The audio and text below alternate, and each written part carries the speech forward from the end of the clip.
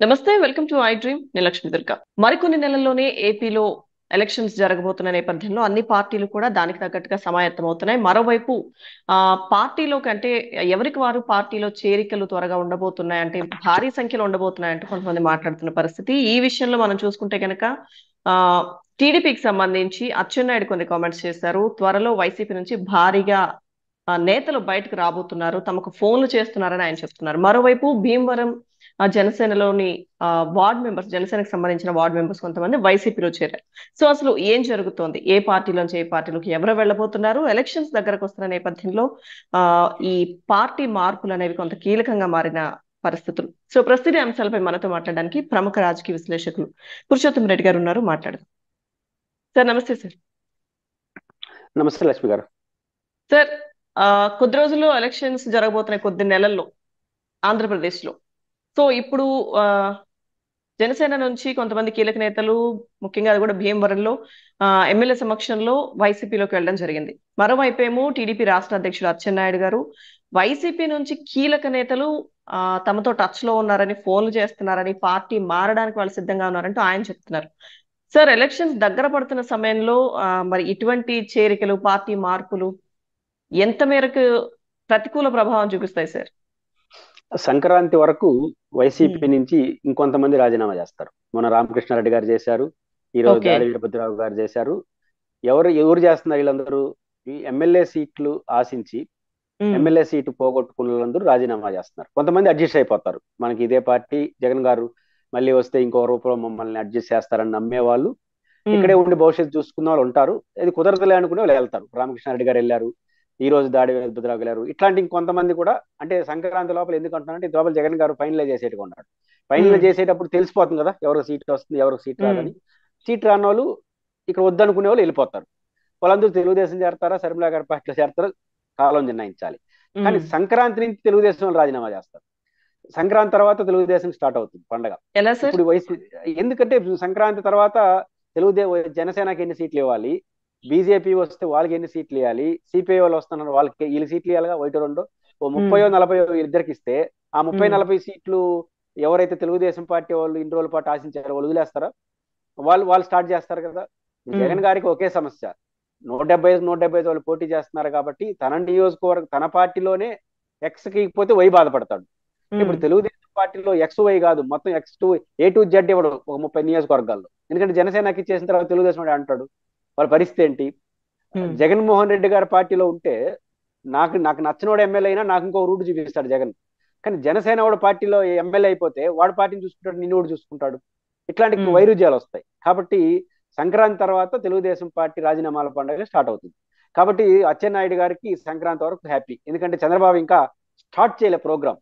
ఉమ్. ఎవరికి సీట్లు, ఎవరికి రెండు రకాల సమస్య, సీట్లు ఎస్. అడ్జస్ట్మెంట్ లో పోతారు. మిగతా చోట్ల జగన్ గారి లాగా ఒక సమస్య ఉంటుంది కదా, ఒక చోట ఇద్దరు ముగ్గురు రాసిన చోట సీట్ ఇప్పితే ఆడాపోతారు. ఉమ్. ఇట్లాంటివన్నీ వస్తాయి. కాబట్టి జగన్ గారికి ఒక సమస్య అయితే ఆయనకి రెండు సమస్యలు సీట్ల విషయంలో. ఉమ్. కాబట్టి ఈ వీళ్ళు ఎవరు ఏ పార్టీలో చేరతారు, ఎవరే పార్టీలో చేరతారంటే ఎన్నికల ముందు ఏ పార్టీ ఊపులో ఉంటే ఆ పార్టీ చేరే ప్రయత్నం చేస్తారు. అక్కడ ఉమ్. వీలు కాకపోతే ఇంకో రాజకీయ పార్టీ చూసుకుంటారు. కాబట్టి ఇప్పుడు మారుతున్న రాజకీయాల్లో అభ్యర్థులందరూ కూడా ఏదో పార్టీ ఉమ్. మీద కోపంతోనో, ప్రజల మీద ప్రేమ మాట్లాడబట్టలే చెప్తారు, ప్రజల ప్రేమ అవన్నీ చెప్తారు.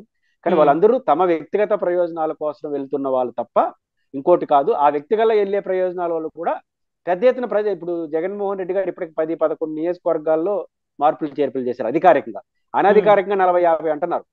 ఇట్లాంటి దశలో ఎమ్మెల్యేలు ఒక స్థాయిలో ఒక జర్నలిస్ట్ గా మీరు కూడా గతాన్ని పరిశీలిస్తే ఒక ఎమ్మెల్యే సీట్ రాకపోతే ఆ ఎమ్మెల్యేకి సంబంధించినటువంటి క్యాడరు ఈ కిరసనాలు పోసుకోవడం, పెట్రోల్ తగలబెట్టుకోవడం, నానా కంపు చేస్తారు, ఆఫీసులు తగలబెట్టడం గతంలో ఉమ్. చూసాం మనం. ఇంత జరుగుతున్నా 40 మంది తీసేస్తారు, 50 మంది చేస్తున్నా ఒక కార్యకర్త కూడా వచ్చి ఇదిలోకి రావట్లేదు. ఎందుకని? జగన్ గారు కరెక్ట్ అనా, లేదా ఈ ఎమ్మెల్యేల పట్ల వాళ్ళకి పాజిటివ్నెస్ లేదన్న? ఇప్పుడు ఈ కార్యకర్తల సంతోషిస్తున్నారుగా. అంటే ఉమ్. మాకు ఎమ్మెల్యేని మారిస్తే మంచిదనే అభిప్రాయంతో కార్యకర్తలు ఉన్నారు కాబట్టి రావట్లేదు. అప్పుడు జగన్ గారి డెసిషన్ 90% కరెక్టే కదా, ఒక 10% అటు ఇటు కావచ్చు. ఉమ్. కానీ చంద్రబాబు గారు అట్లే ఉంటారా, రేపు గొడవ పెట్టి బయటకు వస్తారా చూడాలి. కాబట్టి జగన్ గారి కన్నా ఎక్కువ తెలుగుదేశం పార్టీలో ఈ ఎమ్మెల్యేల గొడవ మొదలవుతుంది. అప్పుడు అచ్చెన్నాయుడు గారు ఏం మాట్లాడతారో చూడాలి. సార్, అప్పుడు ఒకవేళ మీరు అన్నట్టుగా ఎలాగూ అసంతృప్తులు ఆ టికెట్లు అనౌన్స్ చేసిన తర్వాత అన్ని పార్టీల్లో ఉంటారు. సో అప్పుడు వాళ్ళకి ఆప్షన్ ఏముంటుంది సార్? అంటే వేరే పార్టీలోకి వెళ్ళడానికి ఇంకా వైసీపీకి వచ్చే అవకాశం అయితే వాళ్ళకి ఉండదు కదా మారాలనుకున్నా. అంటే ఒకటి ఉంటుంది అక్కడ భవిష్యత్తు లేదన్న ఇప్పుడు తెలుగుదేశం వైసీపీలో భవిష్యత్తు లేకుండా తెలుగుదేశంలో మంచి భవిష్యత్తు ఇస్తారని చంద్రబాబు నాయుడు నమ్మి వీళ్ళు పోయినారని కొంతమంది పోవచ్చు కదా. ఉమ్, అట్లా పోయే పరిస్థితి ఎక్కడ కనపట్ల మనకు. ఆల్రెడీ కోటంరెడ్డి ఇట్లా ఒకరిద్దరు మోగినారు తప్ప మళ్ళీ ఉమ్, ఆగిపోయింది. మళ్ళీ ఊరు ఉమ్, పోవట్లేదు. ఇప్పుడు కొత్తగా వచ్చిన రామకృష్ణ రెడ్డి గారు శర్మిలత గారు వెళ్తారంటున్నారు. కానీ అట్లే తెలుగుదేశం పార్టీ నుంచి కూడా జగన్ గారు ఆకర్షిస్తే లేకపోతే ఇంకొక రూపంలో న్యాయం చేస్తారంటే దాన్ని నమ్మితే వాళ్ళు వస్తారు. ఎట్లా ఉమ్, ఉంటుంది మనం చెప్పలేము ఆ రోజు పరిస్థితులు బట్టి. వాళ్ళ భవిష్యత్తు ఎలా ఉంటుంది లేదా అక్కడే అడ్జస్ట్ అవుతారా. ఏ రాజకీయం బెటర్ అవుతుందంటే వైసీపీలో ఇష్టం లేనివాడికి తెలుగుదేశం బెస్ట్ ఆప్షన్ అవుతుంది, తెలుగుదేశం ఇష్టం వైసీపీ బెస్ట్ ఆప్షన్ అవుతుంది. ఈ రెండు కుదరని వాళ్ళు కాంగ్రెస్ ఇంకోటో చూసుకుంటారు రాజకీయాల్లో ఉమ్, ఉండాలి కాబట్టి. కాబట్టి ఉమ్, ఏది బెస్ట్ ఆప్షన్ అవుతుంది ఎలా ఉంటుందని ఎన్నికల తర్వాత ఎవరు ఎంతమంది బయటకు వచ్చేస్తారు, వాళ్ళతో ఈ పార్టీ నాయకులు ఎట్లా డీల్ చేస్తారు, ఉమ్. ఇవన్నీ కూడా ఆధారపడి ఉంటాయి. ఓకే సార్, ఇప్పుడు అంటే ఎవరు ఏ పార్టీలో ఉంటారు, ఎవరు మారుతారు, టికెట్ల విషయం ఒక కొలిక్కి వచ్చే సమయానికి ఎంతమంది ఉంటారు అనేది అదొక చర్చ అయితే ఇప్పటివరకు మనం అది మాట్లాడుకున్నాం. ఇంకోవైపు ఏదైతే నారా భువనేశ్వర్ గారు స్టార్ట్ చేసిన నిజం గెలవాలి యాత్రతో కొద్ది రోజులు ఆవిడ జనాల్లోకి వెళ్ళారు. ఆ చంద్రబాబు అరెస్ట్ ని తట్టుకోలేక ఎవరైతే చనిపోయారని వాళ్ళు చెప్తున్నారో, సో వాళ్ళని పరామర్శించారు. ఇప్పుడు మళ్ళీ ఆ యాత్ర స్టార్ట్ చేయబోతున్నారు సార్. ఆ మూడున 3వ తారీఖు, 4వ తారీఖు, 5వ తారీఖు విశాఖ, అలాగే విజయనగరం, శ్రీకాకుళం వీటిలో ఆవిడ పర్యటించిపోయి మళ్ళీ వాళ్ళని పరామర్శించడం, వాళ్ళకి చెక్కులు ఇవ్వడం, ఇటు ఈ యాత్ర మళ్ళీ మొదలు కాబోతుంది. ఏం సార్, ఏం చెప్పాలనుకుంటున్నారు మళ్ళీ మరోసారి యాత్ర ద్వారా వచ్చి? ఇప్పుడు ఏ పేరు పెడతారో తెలియదు. నిజం గెలవాలని పోతారా చంద్రబాబు గెలవాలని పోతుందా నాకు తెలియదు ఆమె. ఇప్పుడు నిజం గెలవాలని పెద్ద విలువ లేదు. ఎందుకంటే కోర్టులో స్టే బెయిల్ మీద బయటకు వచ్చేసారు. చంద్రబాబు గారు లోపల ఉన్నప్పుడు ఆ పాయింట్ కొంత కాన్సెప్ట్ ఉంది. నిజం గెలవడమా లేదా కోర్టులో తేలుతుంది, ప్రజల్లో పోయి ఏం చెప్పలేము.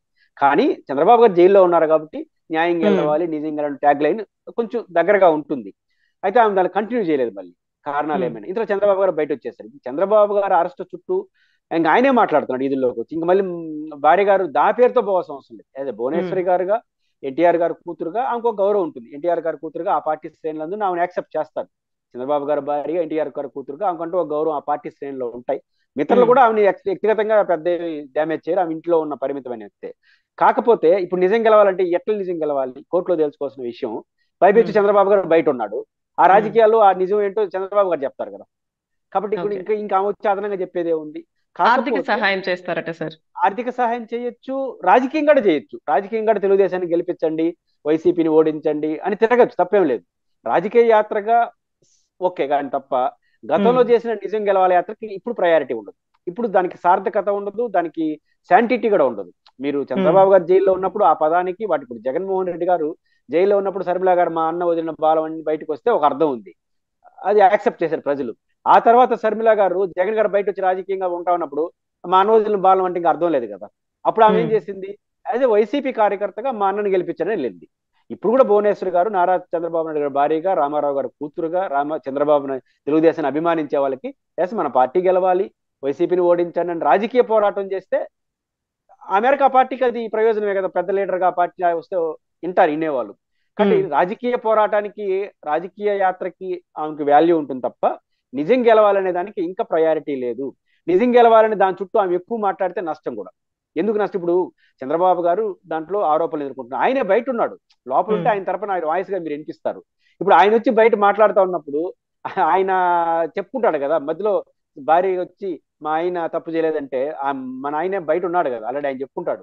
కాబట్టి ఉమ్. నిజం గెలవాలి చంద్రబాబు గారి కేసుల చుట్టూ ఆ చుట్టూ భువనేశ్వర్ గారు మాట్లాడినా బ్రాహ్మణ్ గారు మాట్లాడినా పెద్ద ప్రయోజనం ఉండదు. పైపెచ్చు ఏంటి ఇది అనుకుంటారు జనం, అసహనంగా చూస్తారు. రాజకీయంగా తెలుగుదేశాన్ని గెలిపించండి అనే ఒక యాక్టివిటీ చేస్తే ఆ పార్టీకి ఉన్న అసెట్ ఆ పార్టీకి ఉంటుంది. ఉమ్. ఓకే. సో ఇప్పుడు రాజకీయం లేదంటే నష్టపరిహారం ఏమైనా ఇవ్వాలి వాళ్ళకి, ఇవ్వాలి అనుకుంటే ఇవ్వచ్చు, కానీ ఈ పేరు ఇప్పుడు కరెక్ట్ కాదంటారు. ఈ పేరు కరెక్ట్ కాదు. కేసుల గురించి ఆమె మాట్లాడితే ఏదో ఉమ్, చంద్రబాబు నాయుడు గారిని మాట్లాడొద్దని కోర్టు చెప్పింది కాబట్టి ఆమెతో మాట్లాడించారు అనుకుంటారు. కాబట్టి ఉమ్, దానివల్ల ప్రయోజనమే ఉంది. కాబట్టి ఆమె రాజకీయ యాక్టివిటీ చేసుకోవచ్చు. అదే తెలుగుదేశం ఉమ్. పార్టీ లీడర్ గా, రామారావు గారి కూతురుగా, చంద్రబాబు గారి భార్యగా తప్పేం లేదు. ఆ Yes. పార్టీ కూడా యాక్సెప్ట్ చేస్తుంది లీడర్ కాబట్టి, ఆమె మన పర్సనాలిటీ కాబట్టి. కానీ ఈ కేసుల చుట్టూ గతంలో ఏదైతే నిజం కలదో ఆ మాటకి ఈ రోజు శాంటిటీ లేదు, వాల్యూ కూడా లేదు. ప్రజలు దాన్ని మర్చిపోయారు. ఏదైనా ఉంటే చంద్రబాబు గారు ఆ సంగతి చూసుకుంటాడు. Yes. Thank you sir, thank you so much.